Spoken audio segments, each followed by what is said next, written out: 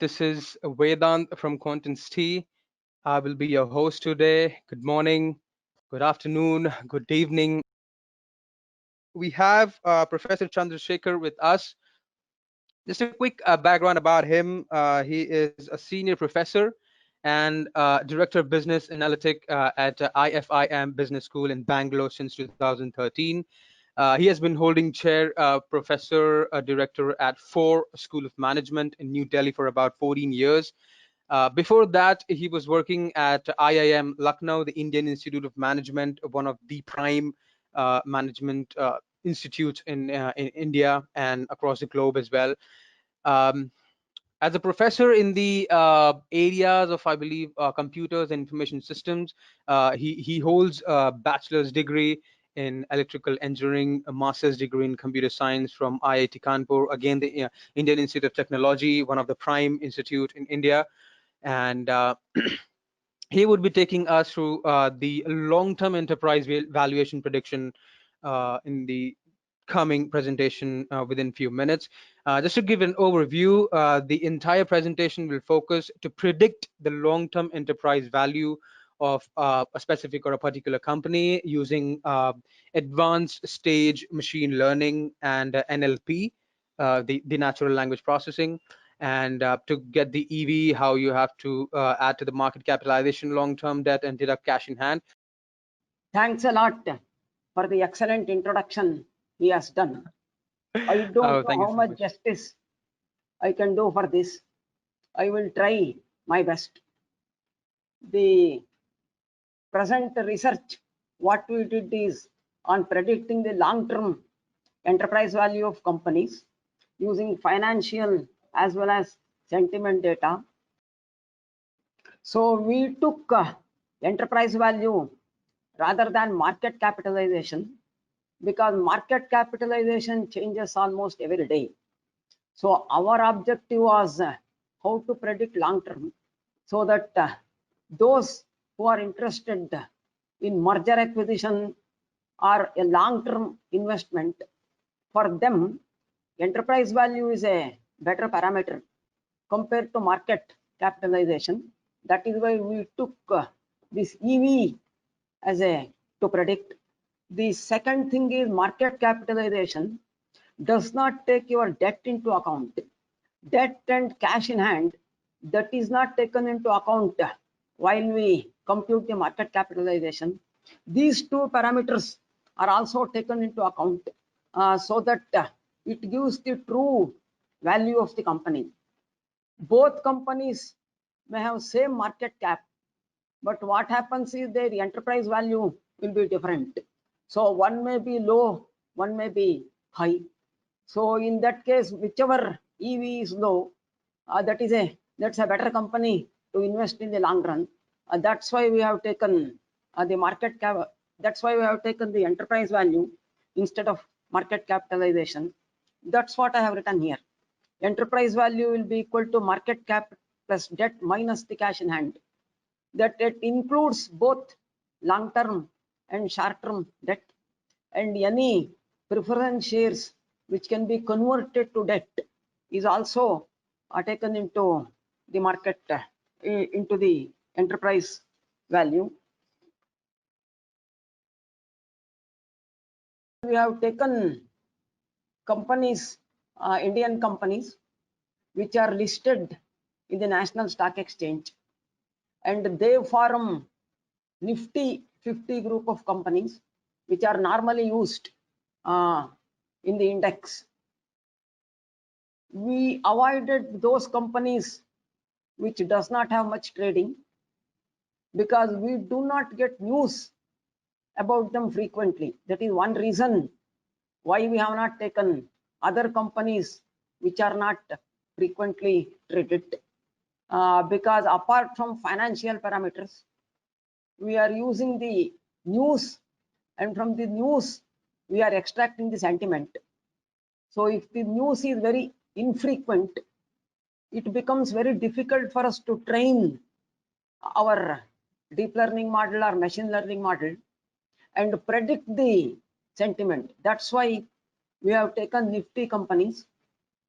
Out of this Nifty, we have taken one or two companies from each sector, which covers your auto, pharma, information technology, fast moving consumer goods.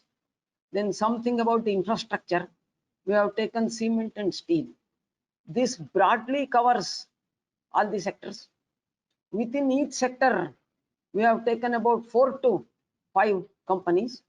That is roughly about 20 to 25 we have analyzed. We need to scale this up for a larger universe. That is the next work we are planning to do. We have taken 14 financial parameters from the balance sheet. The balance sheets are quarterly. So we have taken about 16 years of data because balance sheet is available quarterly. So we cannot have a granularity less than quarter. So 64 quarters of data we have collected. These 14 financial parameters are some of the valuation ratios, the profitability ratios, the interest cover ratio, then the PE ratio. Like that, we have taken about 14 financial parameters.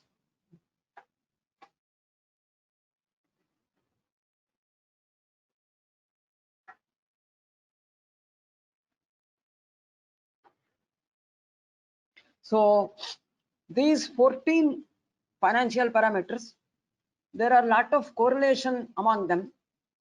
Instead of analyzing the data in this 14 dimension space, we tried to reduce it to 4 or 5 dimension instead of 14.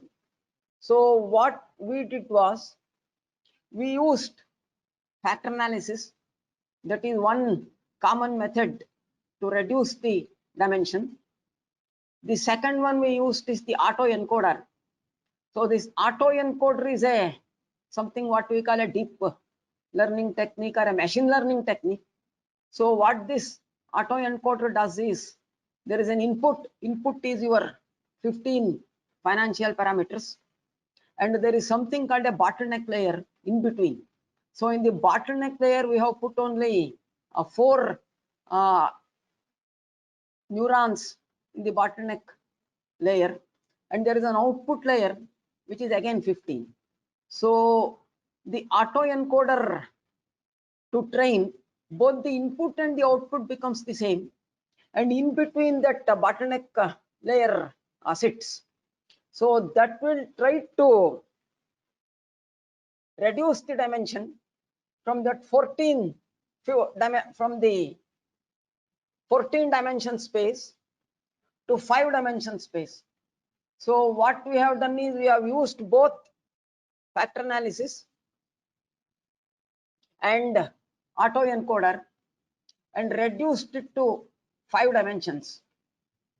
So these 15 parameters have been reduced to 5, and we mapped them back to the original parameters itself, because both your autoencoder and principal component, after transformation, it is the transformed values which we get. We did not work with the transformed values because we thought it is better to interpret the result in the original variables itself. So we did the reverse transformation again, so that these 5 we map it to the highly 4 or 5 original parameters which it aligns. So that's how we have done. We have not used the direct output of autoencoder or principal component analysis for this. Now the second step what we have done is, principal component and autoencoder, we have taken common factors out of this 5. The reason is, since we have 2 models, it is something like a majority voting. So if both the model give the same parameters, we have taken them. So these 14 parameters have been reduced to 4 finally, because we have taken common of 5. So using principal component, it has been reduced to 5. Using autoencoder also, it has been reduced to 5. but both of them are not the same. So we were not getting the same, exactly same parameters from both. So what we did was we took common out of this 4, out of this 5, and finally we were able to get 4 common parameters out of this 5. And we selected 4 best common financial parameters from both the methods. As I have said, we have not taken those transformed values. What we did was we converted those transformed values back to the original dimension, and which one has the highest alignment with that, we have taken that one. Now we have 64 quarters of financial data, which has been reduced to 4. And what we have done is we have taken 62 values to build the model, and the last 2 values or the last 2 quarters have been used for the validation part.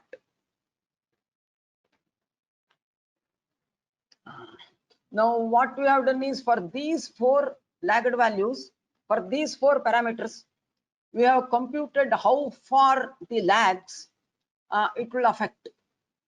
So what we have done is we have used this autocorrelation function and the cross correlation function.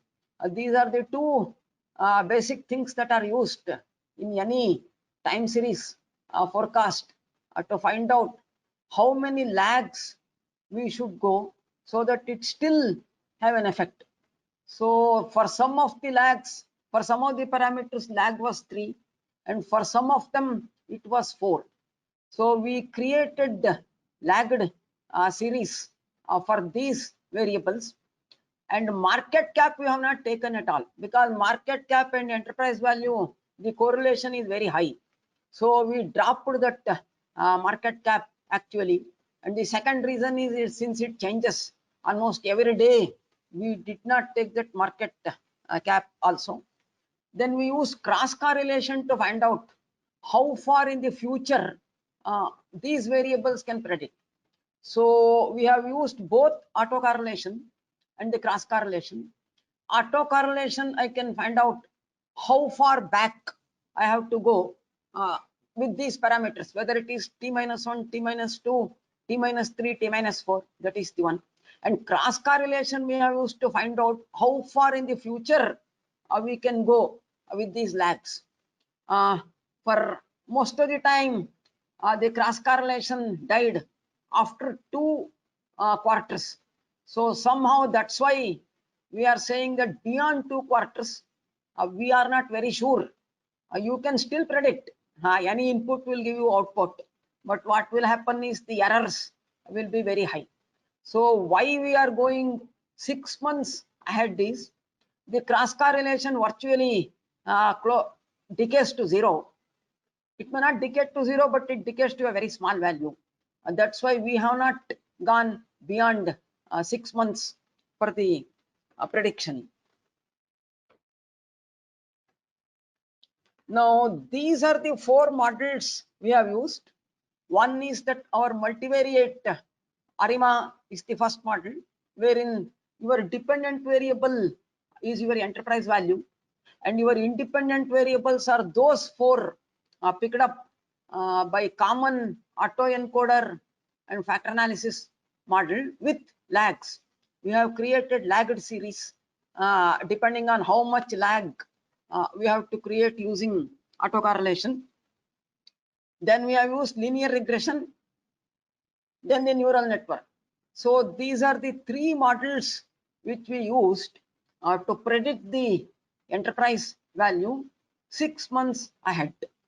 Now what we did was, for each model we had different errors. One common method is take the average of all these errors and say that is the prediction.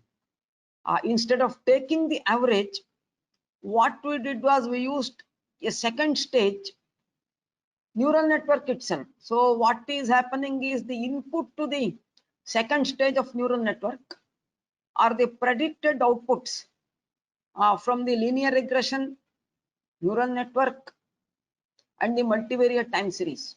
So these 3 becomes an input. to the next stage. What I am saying is the predicted values themselves will become an input. The output of the second stage will be the actual enterprise value. So we train this neural network again second time. So it is something like a cascaded neural network where first neural network will predict to some extent, and the second neural network will try to fine tune the prediction of the first neural network. That's what we have done.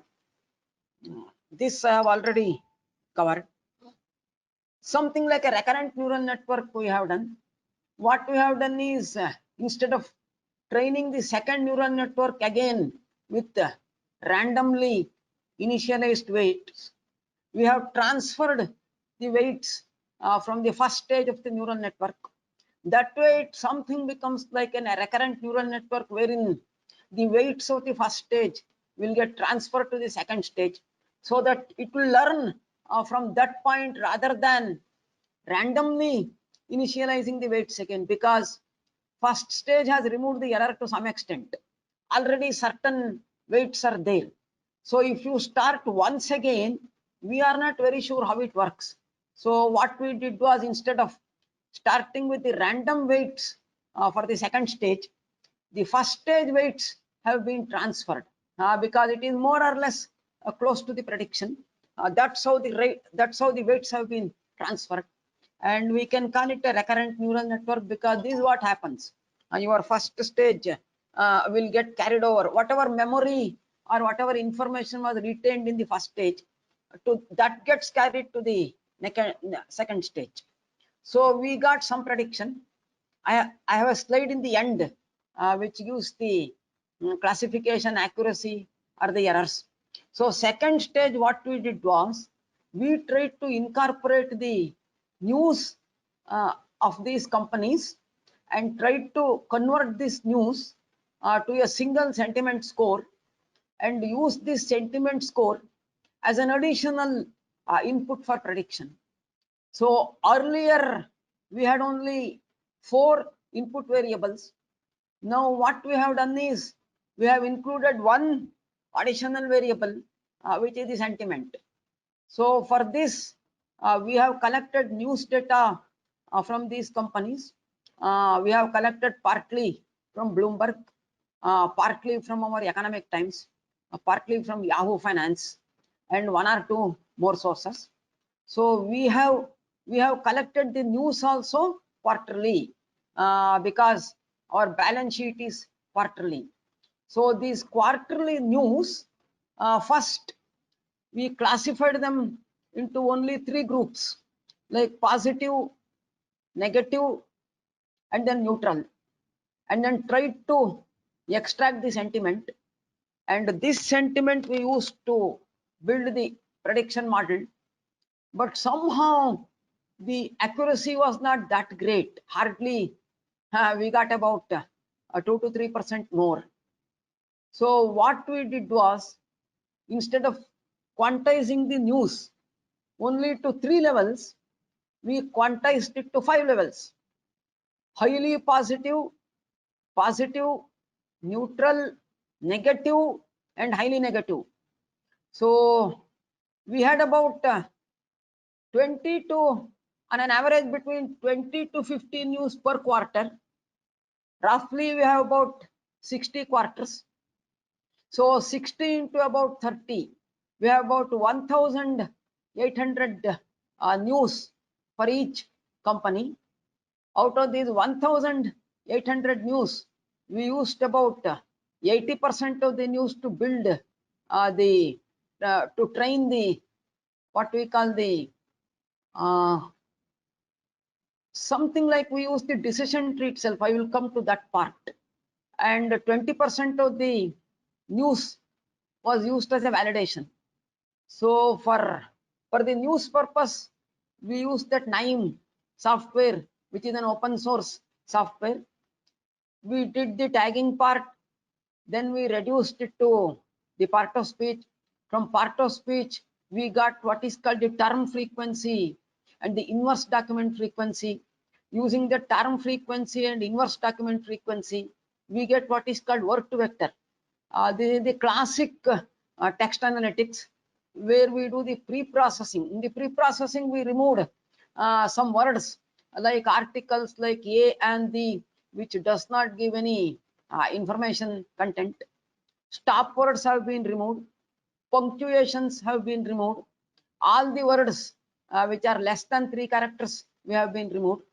We removed less than 3 because if I remove 3, not gets thrown out of this processing, and not in fact is very good. It is required for the sentiment, so we did not remove not.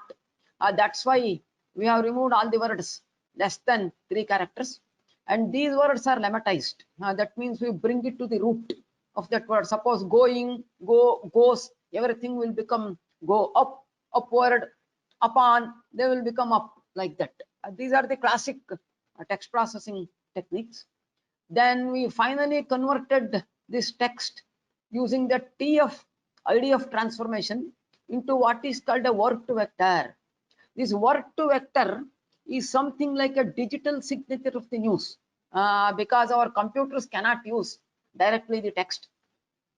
When once this news have been converted to word to vector form, we use decision trees and then the random forest, and there is something called an ADA boost and the XG boost. These are the 4 classifiers which we used to classify the news and train the news as well as classify the news. This random forest worked better for us, so we used a random forest for the news classification and the sentiment extraction. So eventually we extracted the sentiment like on a 0 to 1 scale, something like 0 highly negative, between 0.2 to 0.3 negative, something like 0.3 to some 0.34 or 0.4 is neutral, 0.4 to some 0.6 is positive, 0.6 and above is highly positive. So that's how we bind these numeric sentiment score into the bins, and that is what has been used as an additional input for our next classification. So again we reran the entire model with one additional sentiment score along with the other 4 financial parameters which have been taken in the earlier model. Ran all the 3. We once again ran multivariate ARIMA, then linear regression, then neural network. Then we adopted the same thing. The output of first predicted value, or the output of first 3 models, were used as an input to the second stage of the neural network, and we repeated this again for the last 2 quarters. There is a significant improvement. You just see here, I am showing some sample output. These Maruti, Ambuja, Grasim, Larsen and Toubro, Reddy Lab, these are index companies and they are heavily traded.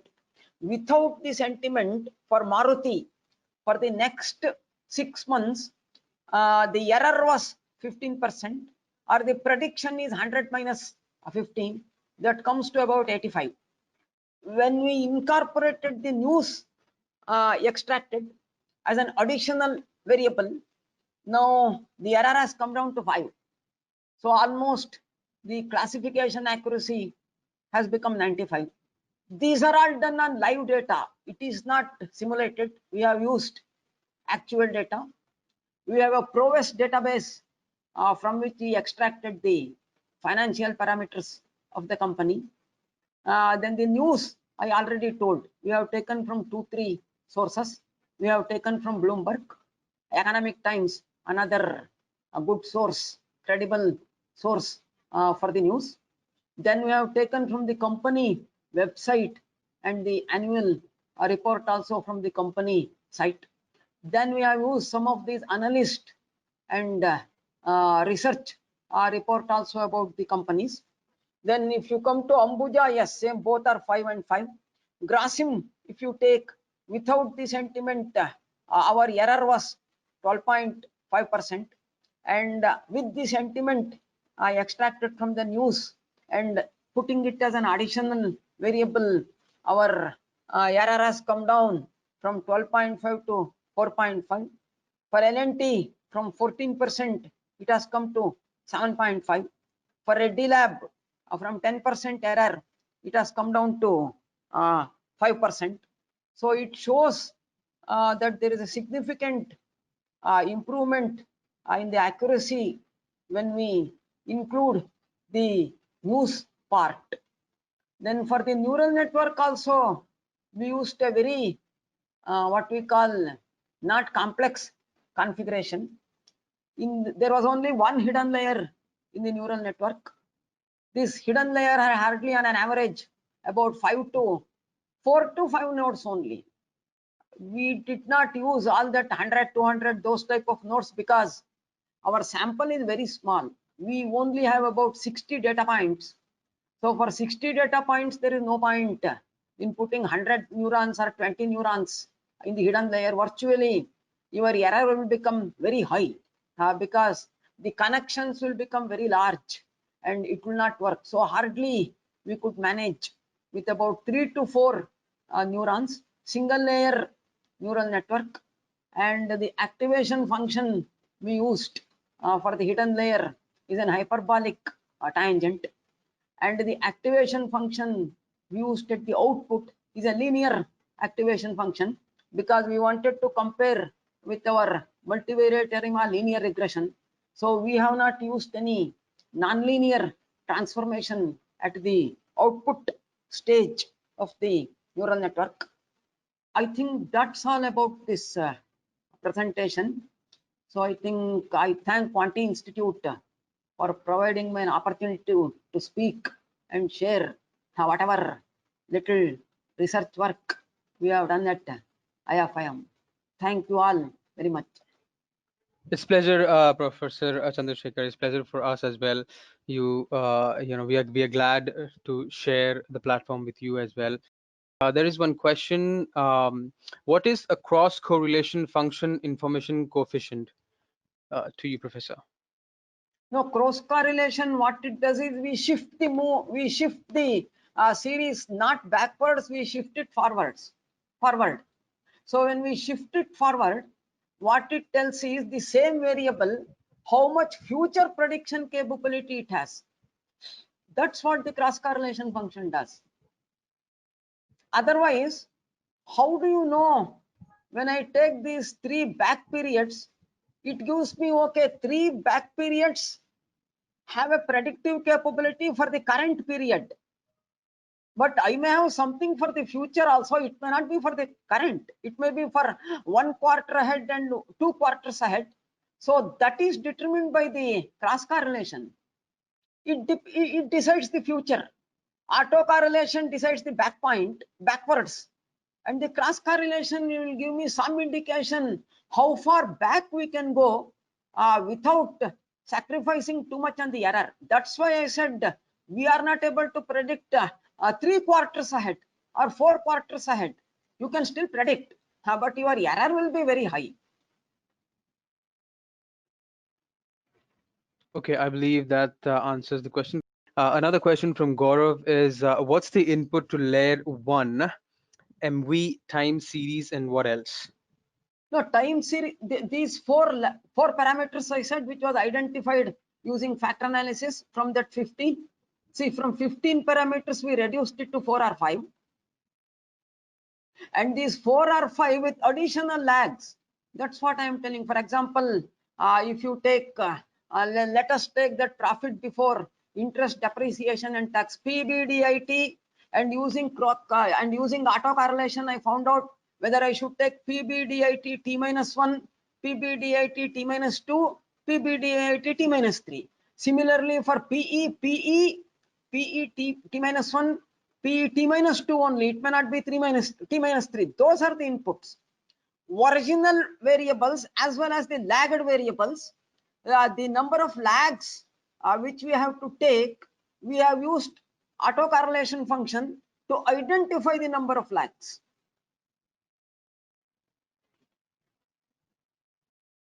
Perfect. Another question from Gaurav as well is the entry strategy was the output of neural network, but how to exit the position?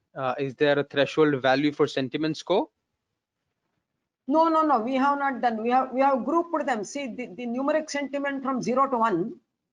We grouped them into 5 bins. So first bin is highly negative. Next bin is negative, and where we are very unsure about the news, whether it is positive or negative, we have classified it as neutral. Then positive and then highly positive. So some initial set of news out of that 2000 or 3000, it was manually classified by the experts. We gave it to our few faculty within IFIM from the finance area. Then we gave it to few from the banking sector and the investment sector, and we took something like a majority of all these 3 experts, but something like a Delphi technique was used to classify the news manually. When once the classified sample, the manually classified samples were available, we trained the neural network, and the rest of the news were classified by this, not by manual person again. We cannot ask this 3000 and 4000 news to tell a person, please classify. Nobody will do it. What we did was, we gave a sample of about 300 to 400. These 200 to 300 partly by students, partly by our faculty, partly by expert, and eventually we took what is the best, and that is the training set that was used. Okay, great. So the labels, initial labels were done manually because without a labeled set, how do I train a neural network? Then it becomes only unsupervised classification. I can only group the news, and somebody again has to manually give label for these sector for these clusters. We thought going in for an expert at the first stage may be better than using an unsupervised classification, group them into clusters, and you label the clusters. That is the second method. If you don't have any resources available to initially do a classification. Perfect. Gaurav mentions that he's been satisfactorily answered for that. Another question is the prediction of price is on minute basis or a daily basis? Sir, we did not predict any price. Oh, what we did was, from the balance sheet, the quarterly market EV itself is available. So we simply took the EV. There is no price prediction here. What we did was, apart from the financial parameters, the Proves gives the EV of the company at the quarter end. So that's what we have taken. We have directly taken the EV provided by the database. Perfect. See, April, May, June, what happens is, let us take quarter 1, which is April, May, June. Now, the quarterly meeting will be held somewhere in the mid of June or end of June. Then what happens is, the market cap, they give the EV. So the EV, the Proves database actually puts the EV for that quarter. That's what we have taken. We have not done any price prediction nor calculated our own EV. No. We have taken EV from what is available publicly from the balance sheet of those companies itself. Yes, perfect. So Gaurav mentions that he's clear on that as well. One question from Ramesh is, why did you use Arima instead of VAR?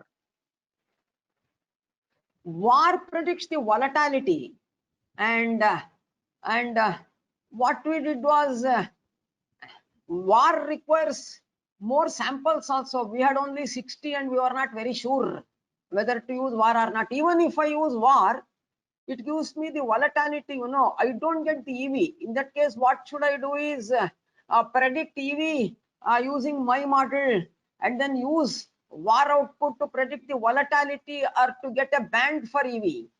That is the second method.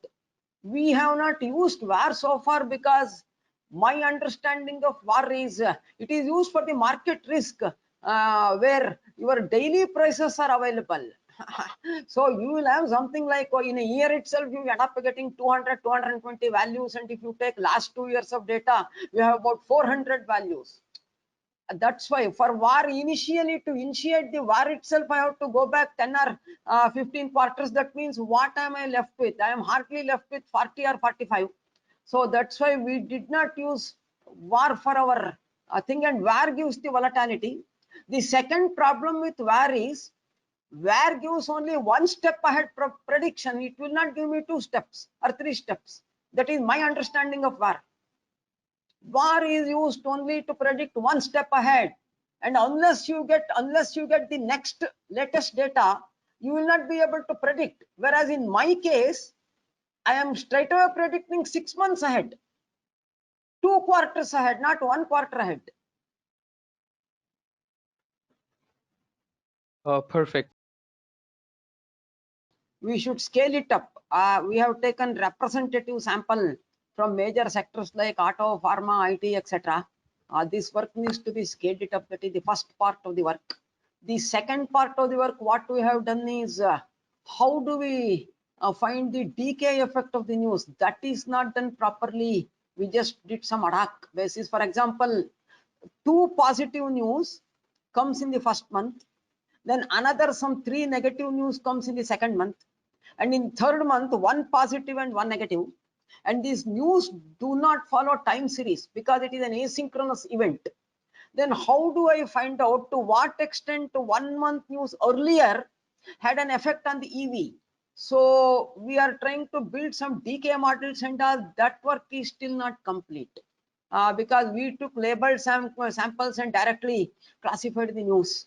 But probably what will happen is how do we group these news into some different categories and find out what is the something like severity of the news. So your previous news, how severe it affects that EV which is reported towards the end of the quarter, like that. That part is yet to be done.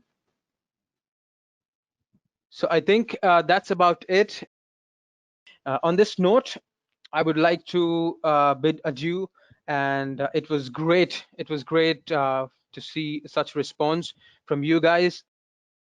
This is Vedant, your host. You have a great day ahead and a lovely week. Thanks, and you have a good one. Bye bye.